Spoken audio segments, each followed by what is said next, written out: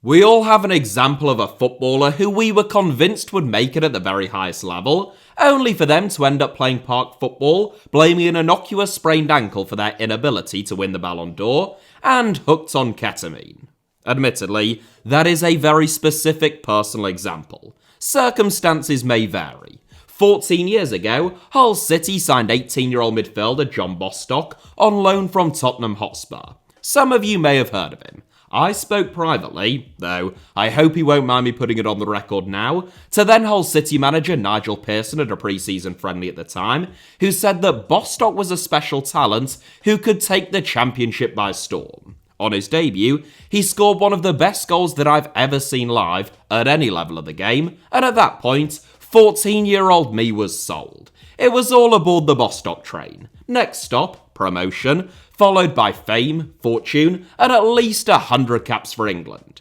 Bostock only scored one more goal on loan at Hull, a free kick against Leeds, but ended up returning to Tottenham in the January. Loan moves to Leagues 1 and 2 followed, along with stints in the second tiers of Belgian and French football, and last season, Bostock, who's now aged 32, won promotion from the National League at Notts County. Bostock still carved out a respectable career in the professional game, it just wasn't quite at the level that a lot of people expected. When Barcelona tried to sign him at 14, Tottenham poached him at 15, or when he made his Hull City debut at 18.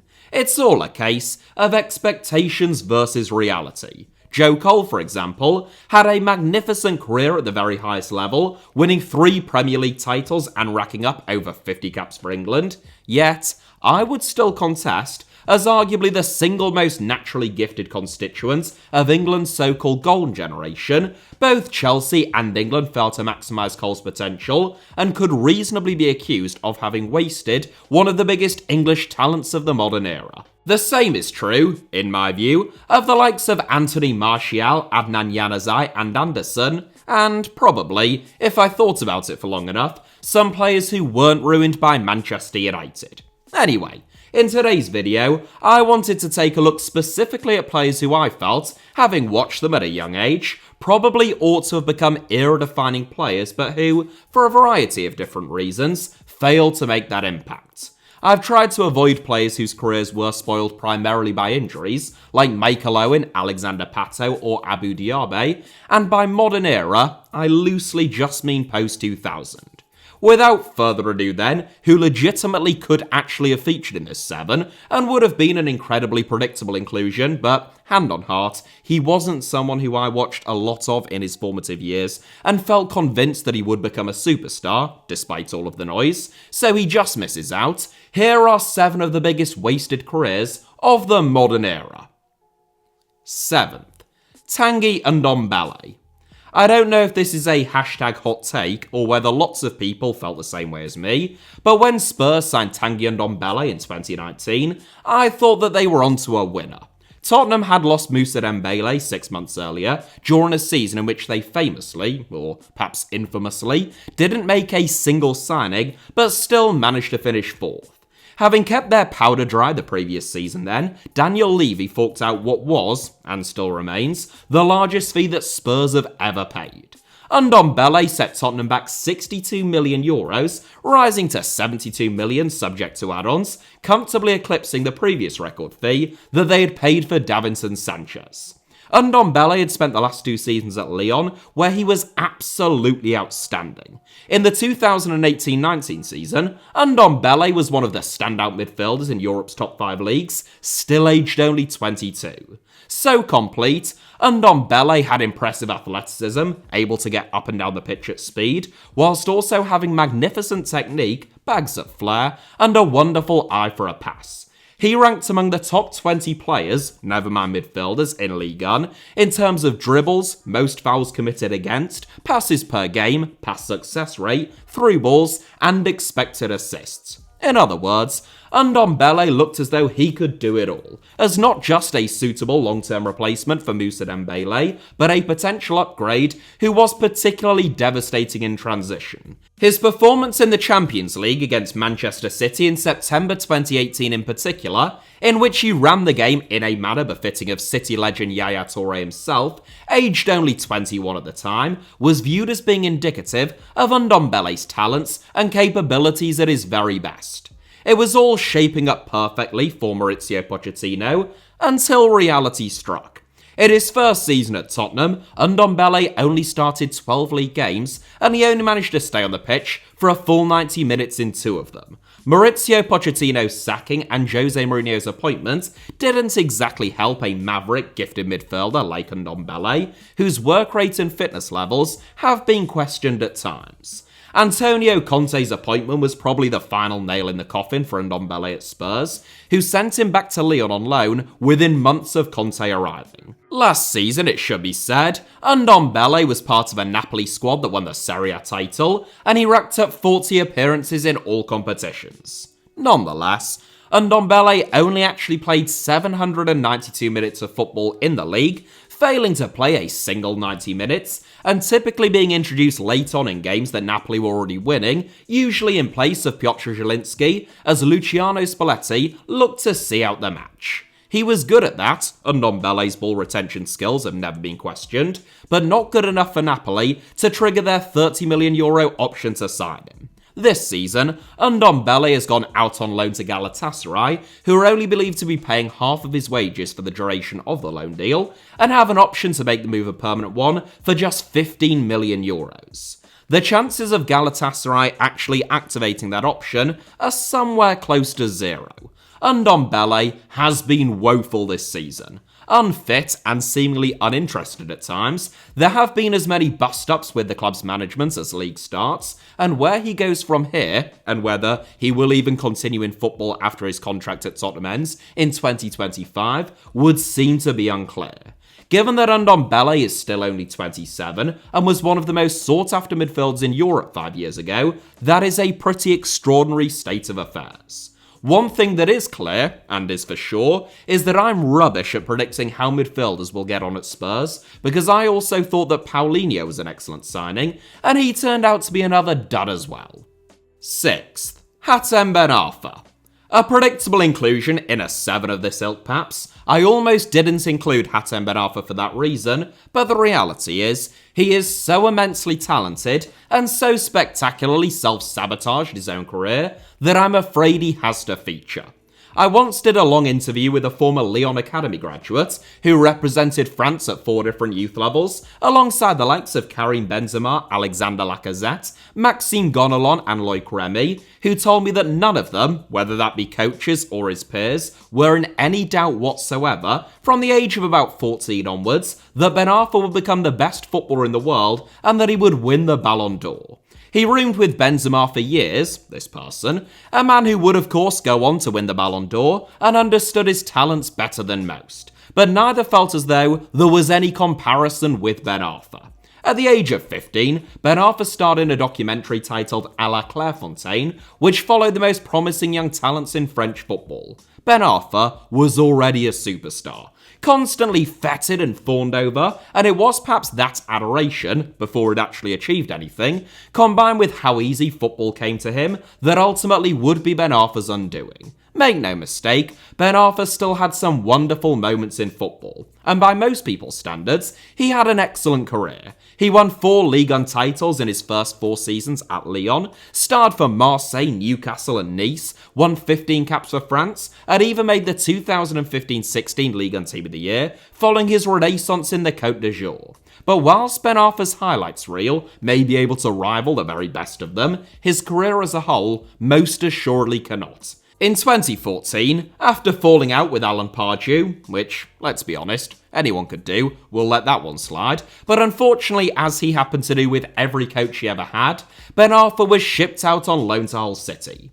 I still remember a League Cup game away at West Brom, which Hull lost 3-2, where Ben Arfa wasn't just the best player on the pitch. At times, it appeared as though he were almost playing an entirely different sport. 2 months later, Ben Arfa was substituted away at Manchester United after just 35 minutes, legend has it, after covering less ground playing on the wing than Alan McGregor, the Hull City goalkeeper.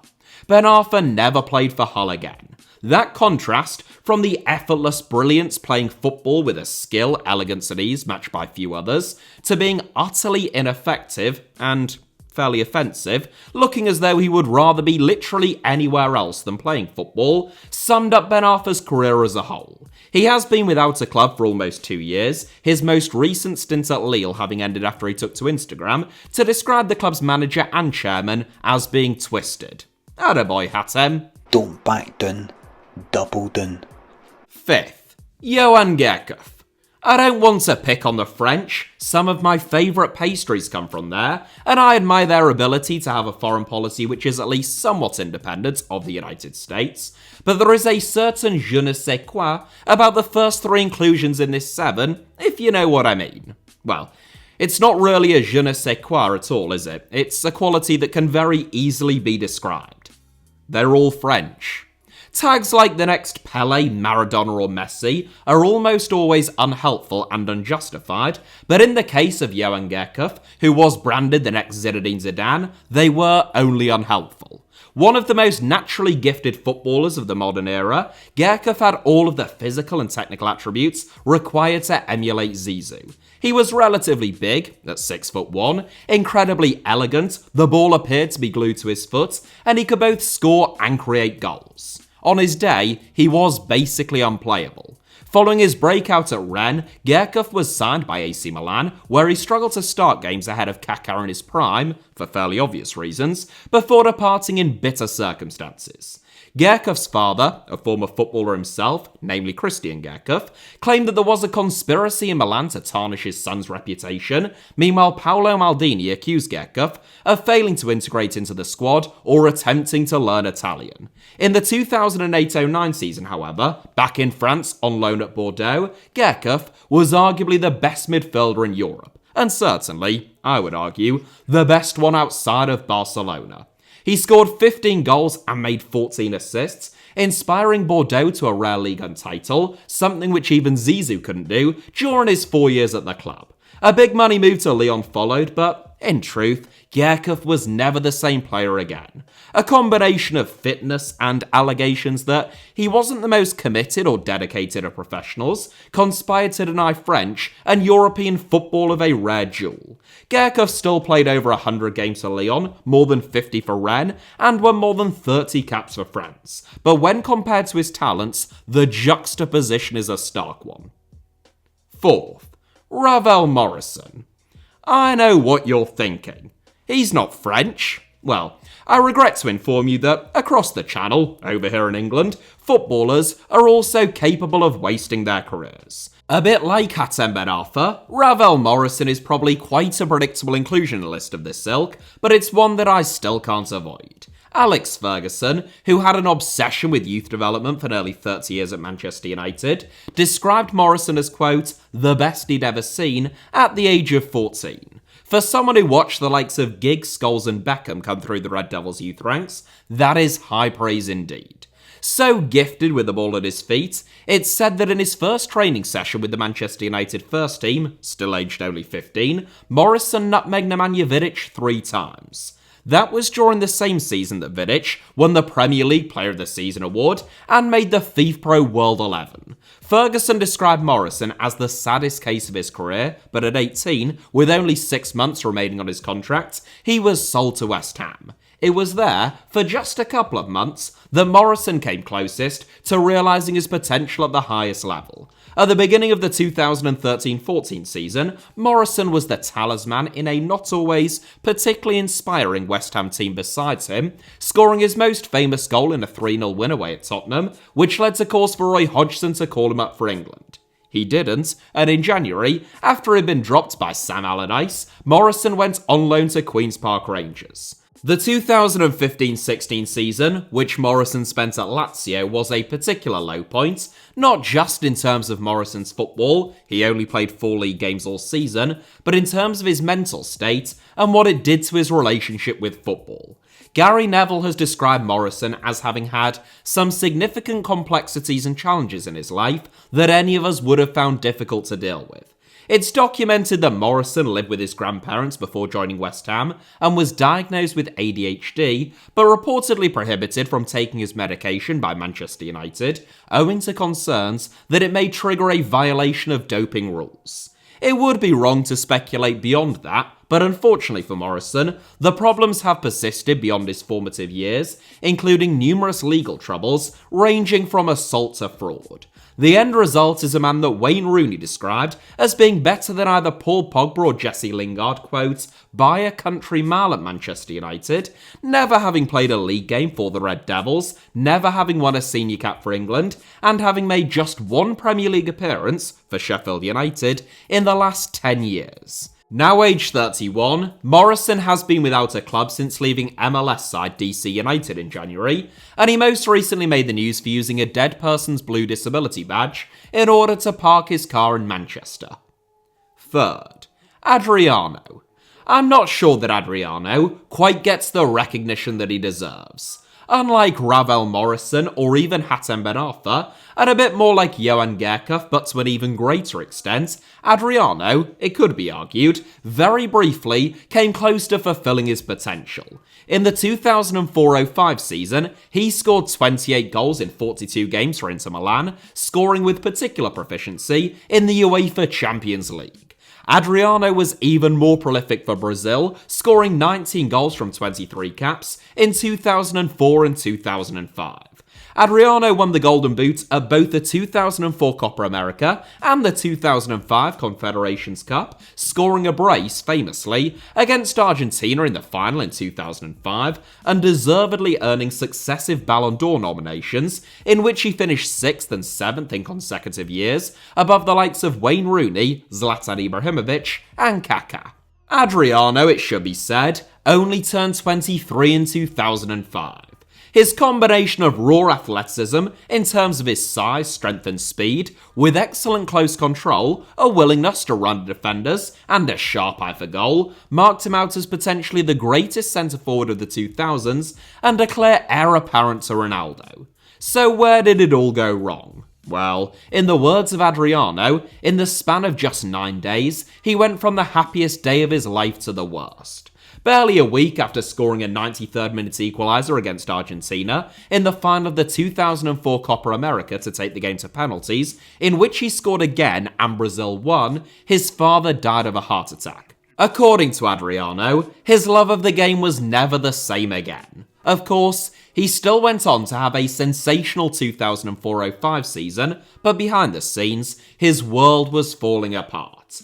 Adriano had begun to drink more and train less, and said that even when he scored goals, the emotion was gone, and the adulation from the crowd no longer moved him. Eventually, it all became too much. Adriano's form fell apart. He won the Ballon d'Oro 3 times, a joke award which is given to the most disappointing player in Serie A each season. The worst shoots of optimism back home in Brazil, both on loan with Sao Paulo and most notably back at Flamengo, where he won the Campeonato Brasileiro Serie A Golden Boot, but upon his return to Europe, with Roma, Adriano was a shadow of the man who had once been nicknamed the Emperor. Adriano's demise is often blamed on injuries, and his most fatal setback, in 2011, was a physical one. But as he himself has spoken about, initially, the wound which took him from Ballon d'Or contention to 3 Ballon d'Oro crowns was a mental and emotional torment caused by his father's death. Second, Paul Pogba. A controversial inclusion, perhaps. After all, Paul Pogba is a World Cup winner with more money than God, who once transferred for a world record-breaking fee. All of that is true, and Pogba has probably had the best career of any player in this 7. Nonetheless, when one compares just how good Pogba was, both at youth team level, most notably at the FIFA Under-20 World Cup, and at senior level, on the biggest stage with Juventus during his early 20s, with the career that he has had, basically since rejoining Manchester United as only a 23-year-old, I think it's difficult not to categorise Pogba's career as having been one of egregious wasted potential. A freak in the best possible sense. Pogba is 6'3", leggy, technically superb, quick, strong, his vision is out of this world, his range of passing routinely faultless, and one-on-one, he is just about unstoppable. Pogba basically had all of the attributes of Patrick Vieira combined with JJ Okocha. The end result ought to have been one of the greatest players of his generation, if not of all time, and at Juventus, Pogba genuinely was a superstar. I have seen attempts to downplay those 4 seasons under Antonio Conte and Massimiliano Allegri, and make no mistake, having Andrea Pirlo, Claudio Marchisio, and Arturo Vidal alongside him provided invaluable support. But Pogba was special and very often the star man. Pogba's move to Manchester United, which earned his agent Mino Raiola almost €30 million, always seemed to be one motivated by finances. Juventus had won a treble the previous season and reached the Champions League final the year before that. Meanwhile, Manchester United had just finished 5th, 1-0, and had been knocked out of the Champions League in the group stage by Wolfsburg and PSV. In his first 3 seasons, I would maintain that Pogba was one of the best players in a not very good Man United team, but he was still way below the level that he hit at Juventus and where he should have been coming into his prime. Injuries didn't help, of course, persistent muscle strains and tears disrupting his momentum, but it also seemed as though Pogba had perhaps somewhat bought into the hype which surrounded him, been distracted by things outside of football, and let his standards drop as a result. It was evident, at least after the 2019-20 season, at the very latest, that Pogba's return to Manchester United hadn't worked out for anyone, yet both parties persisted with a clearly failed experiment for another 2 years after that. By the time Pogba departed in 2022, no one had seen the best of him for over 3 years, and as soon as he rejoined Juventus on a free transfer, he got injured again. In the last 2 seasons, Pogba has played just 213 minutes of football, equivalent to less than 2.5 games, and it's unlikely that he'll play even that much for the next 4 years. After testing positive for a banned substance in September, Pogba was handed a 4-year ban in January, which he plans to appeal via the Court of Arbitration for Sport. If that ban isn't overturned, there's every chance that Paul Pogba has already played his last game of professional football, given the fact that he will be 35 years old when it ends and will have played the equivalent of 2 games of football in the preceding 6 years. So, yeah, World Cup notwithstanding, I think Pogba deserves to feature. First, Antonio Cassano. It is no exaggeration to say that Antonio Cassano is one of the most wildly gifted footballers that I've seen during my lifetime, either live or on television. Ferociously talented, when he first broke through at Barry at 17, his first goal being an inspired individual run, finish and winner, against Inter Milan in the 88th minute, he earned comparisons with Diego Maradona. Cassano always played with a similar combination of joy, anger, and relentless invention to El Diego, but he was perhaps a little bit less effective at regulating his emotions during an era of increased professionalism when that was more important than ever. Nonetheless, in 2001, he joined Roma, and for the next 4 years, he formed a famous strike partnership alongside Francesco Totti. Rarely has an attacking duo contained so much flair, creativity, or telepathy, and playing in a withdrawn role, Cassano racked up 79 goal contributions in 161 games, breaking into the Italy team, and twice winning the Serie A Young Player of the Year award. In January 2006, however, in one of the most ill-fated transfers of all time, Cassano joined Real Madrid. Of course, few players turned down the allure of Los Blancos and the Bernabeu, but for Cassano, it was a match made in hell. Cassano only made 3 goal contributions in 17 appearances during his first half season and was accused of being overweight. Because he was. In the summer, strict disciplinarian Fabio Capello was appointed, and it would be fair to say that he and Cassano didn't exactly hit it off, leading to Cassano being frozen out. Cassano is far from being the only player to have fallen out with Capello. However, a bit like Ben Arfa, he's also fallen out with just about everyone that he's ever met, or even just so happened to pass on the street, leading to his nickname, in English, the Terrible Infant. Cassano returned to Italy with Sampdoria, AC Milan, Inter Milan and Parma, where he showed at times why many people thought that he would become Roberto Baggio's heir without, ever actually becoming Roberto Baggio's heir. Cassano was a world-class footballer with almost unrivaled skill and creativity who had a worse career than either Alberto Gilardino or Fabio Quagliarella. Both were great players, but that ought to have never been the case. And it was, principally at least, because Cassano was short-tempered, a poor professional, and, above all else, an idiot. Well, on that note, that is it for today's video, but thank you all very much as ever for watching. Honourable mentions go to Isco, despite the brilliant season that he's currently having, Alvaro Morata, who, again, has had a very good career, but has all the attributes I think to have been much, much better, Dele Alli, Artemelo, William Carvalho, Mario Balotelli, Ricardo Quaresma, Jack Rodwell, Adel Taarabt, and many, many others. As I say, thank you all very much as ever for watching. Hope that you enjoyed it. Hit the like button, of course, if that was the case. Let me know your thoughts down below in the comments. And it goes without saying at this stage, make sure that you're subscribed and have notifications turned on not just for this channel, HITC Sevens, but also my second channel, Alfie Potsheimer, both of which should be about to appear on your screens now. And you can also find me on Twitter, Instagram or Threads via the username @HITC Sevens on all three. And all of those links plus a whole lot more should be down in the video description below. Cheers.